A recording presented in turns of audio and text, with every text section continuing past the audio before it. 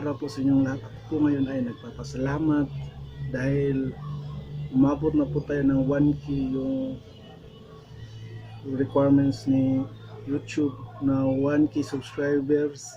Salamat po sa nagtiwala sa akin, pag-sub, pagpalitan.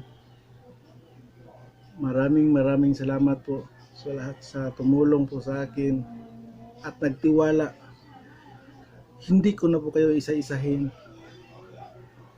Maraming salamat po. At yun lang po. Ngayon ang problemahin lang po ngayon ay ang watch hour po. Tulungan lang po tayo. At hanggang dito na lang po.